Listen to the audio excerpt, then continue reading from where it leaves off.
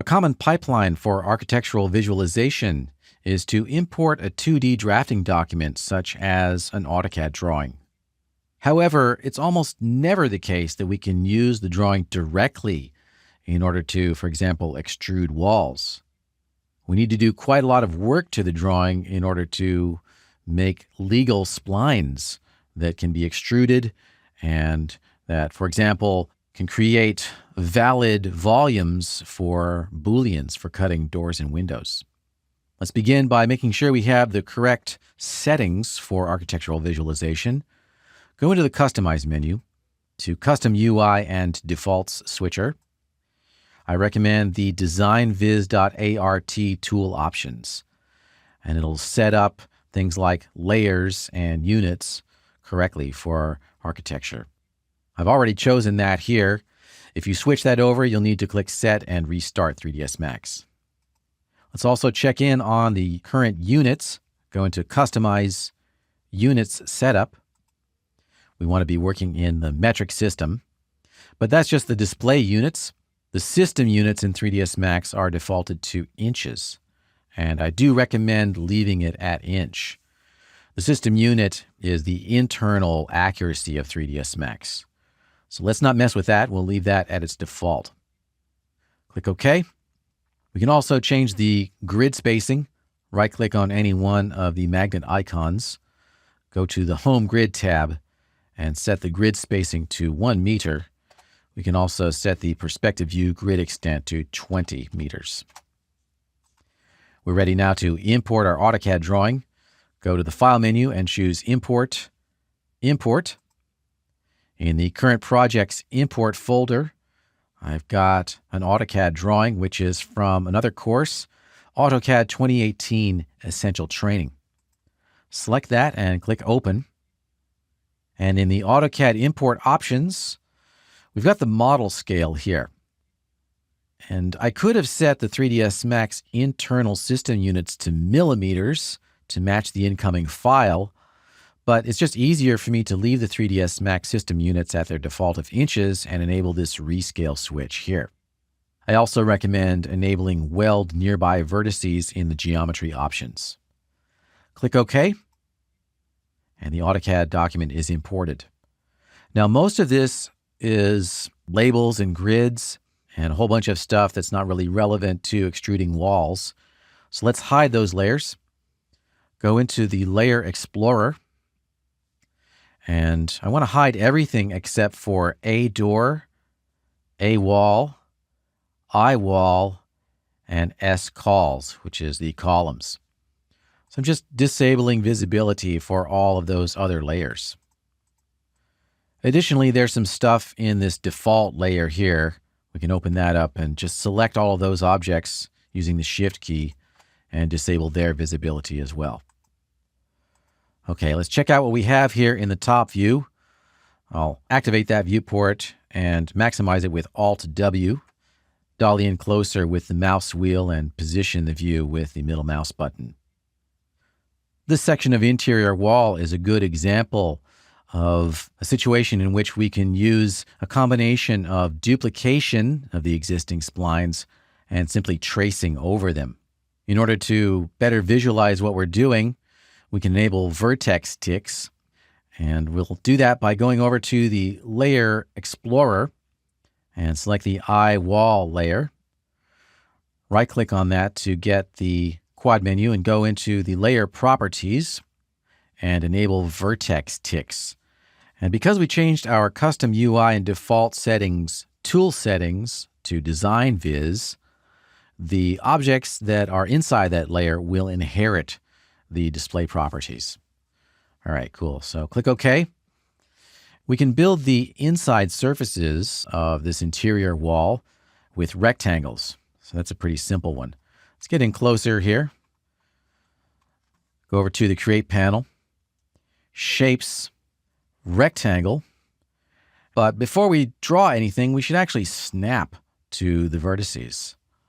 Let's go over to the snaps and hold down the 3D snap icon and choose 2D snaps. That way we know that we're actually drawing on the construction plane, which is the XY plane of the world. Additionally, we want to snap to vertices and not grid points. So right-click on any one of the magnet icons, and in the Snaps tab, make sure you're snapping to vertex and not grid points. Okay, now we can draw a rectangle. Click on one of these vertices and drag out, and we've created a rectangle, and it's placed into the default layer. Let's end that by right-clicking and create a new layer with that selected rectangle. So just make sure that's selected, and then in the Layer Explorer, click Create New Layer and rename it. Call it 3D Walls Interior. And when we create a new layer, it's made active by default as indicated by this turquoise icon. Let's create another rectangle. Go back to the Create panel, Rectangle, and draw that out. And it's still active. The tool's still lit up, so we can create a third rectangle. And then right-click to exit the tool. Let's check our work. We can temporarily disable the eye wall layer just to make sure that we've got what we want there. And the colors of those rectangles are all the same because they're inside the same layer. All right, so I'll turn eye wall back on again. And now we come to the difficult part of this, which is the curved wall. We can't really trace over that. We'll need to duplicate it. So I'll select it and then make a clone. Go into the Edit menu and choose Clone. And we want it to be a copy. And rename it. We'll call it Walls Interior 001. And press Enter or click OK. And it's created inside the same layer as the object that we cloned. But since it's still selected, and since 3D Walls Interior is the active layer, we can click to add the selected object to the active layer. And it gets moved over. Now we want to just trace over the rest of this. So get in closer. And with that Walls Interior 001 spline object selected, go to the Modify panel. Scroll down a little bit. And we want to create a new line inside the current spline object. And we'll have best results if automatic welding is turned on. Click the Create Line button. And then as you hover your mouse, you will see that when we snap to vertex, we get a little yellow cross.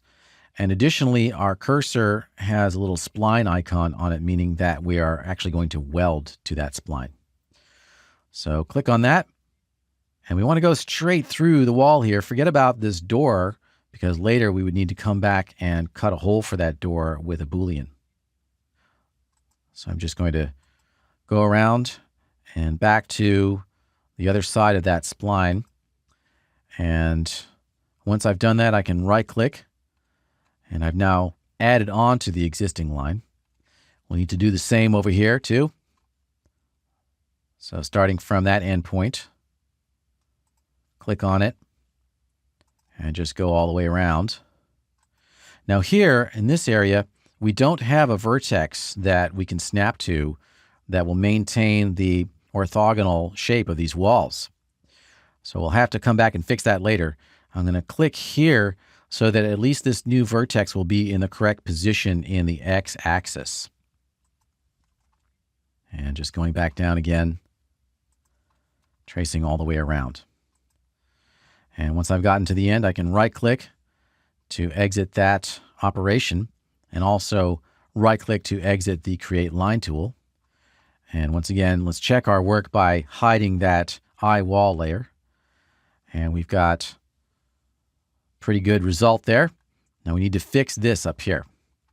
So let's turn eye wall back on again. And in the editable spline subobject types, let's choose vertex.